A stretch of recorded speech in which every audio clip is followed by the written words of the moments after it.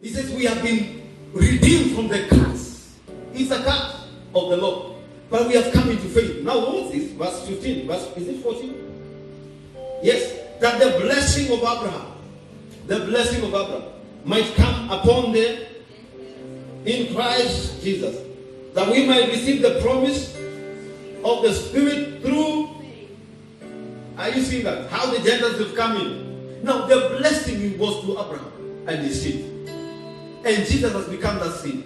And when Jesus entered, he brought in these seeds that you see here. We, the believers, the Gentiles, through Christ. Amen. The seed we have come in. Now, if you stand and you are a heir of God, it's not because you are a Jew or either because you are Gentile, but because you are in Christ. Are you getting this? It says, verse 16, and now to Abraham and his seed were the promises made. He does not say, and to seeds as of many, but of one, and to your seed, who is Christ. Are you seeing that? And this I say, that the law, which was 430 years later, cannot annul the covenant that was confirmed before God in Christ, that it should make the promise of no effect.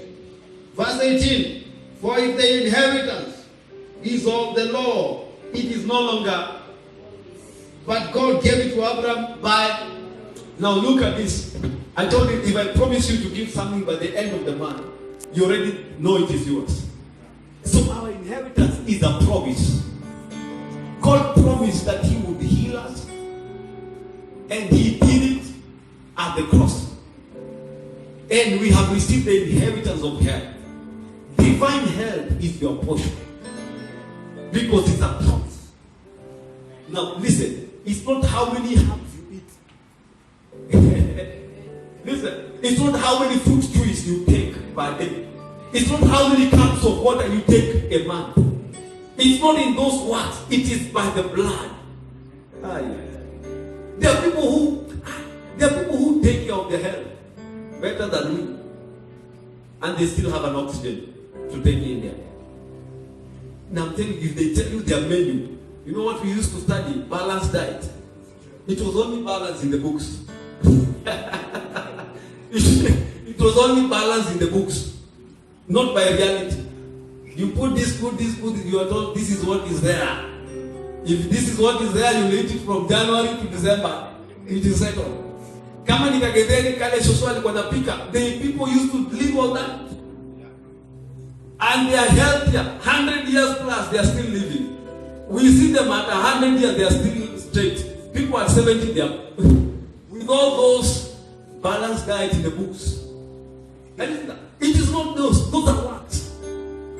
Amen. You can do them, but don't put your confidence there.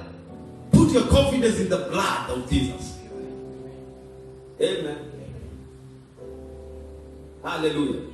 There are things we have obtained by promise, not by works. We claim, we just walk in them, we declare it's mine, and we walk in it by faith. Hallelujah.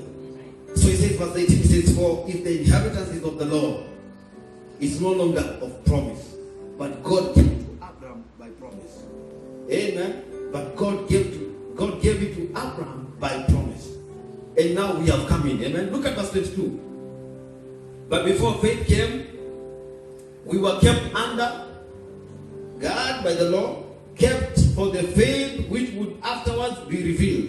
Therefore the law was a tutor to bring us to who? Christ. The law was a tutor to bring us to who?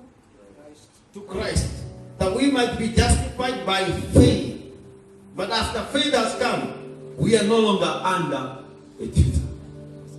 Now listen, those who are under the law could not obtain this blessing because it was too much work.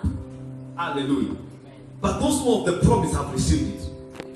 Those who are of the promise, they have received it. Those who are of the promise, they have received it. Because it's not of works, it is by faith in Him. So you have an inheritance in Christ. You are wise because Christ has become wisdom for you. We read in the book of 1 Corinthians chapter 1 verse 30 that He has become to us wisdom from God, righteousness, justification, and sanctification. And we have been redeemed by his blood. Amen. Hebrews 10, he talks about that. He's coming to him, coming to the holiest by the blood of the Lamb. Now look at how privileged we are. By promise, we walk in these things. Amen. If you can see it in the word of grace, you can walk in it. You can live in it. If you can get it in the word of grace, receive it and believe it, you'll walk in it. Amen. He says that, and this is the generation, they shall walk in power and authority. You can see it, believe it, you'll walk in power and authority. Yeah? There will be wisdom in this world. So shall you be. There will be strength. They will have mighty strength in this world. So you will be. When others are fainting, you're still going on. Amen. Where others would faint, you're still moving on. You're still going forward. Others would have given up, you're still moving forward. Hallelujah.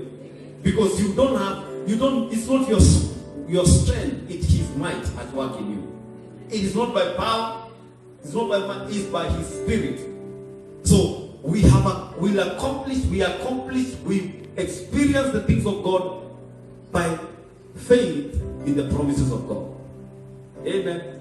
And the Spirit of God that works in our lives bring us into the fulfillment of all these things that we desire from God.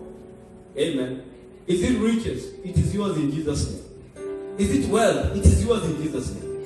It is power. It is yours in Jesus' name. Is it, peace of mind? It is yours in Jesus' name. Amen. Joy unspeakable. It is yours in Jesus' name. Might is yours. Honor, I told you, answers for every place of dishonor. It is yours. Glorious life. It is yours. Amen. Let him that glory in the Lord. 1 Corinthians chapter 1 verse 31. Let him who glory in the Lord. It is yours. Glorious life. He became, he took a place of shame that we may enjoy the glories of God. He says, the place where I am and the glory, Father, you have given me, Jesus prayed in the book of John 17, I give to them.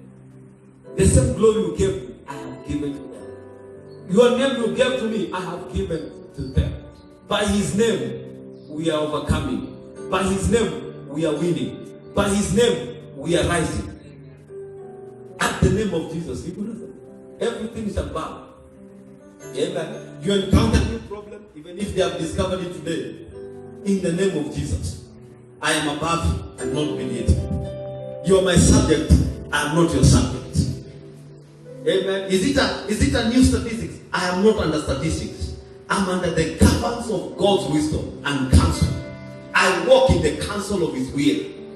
And the counsel of his will for my life is I'm above, not beneath. The counsel of God's will over my life, according to the book of Ephesians 1:11, is that I am greater. I am going higher. I am better. I am reigning in this world with Christ Jesus. Rise up on your feet. Amen. Hallelujah. We are walking in all the promises of God in our life.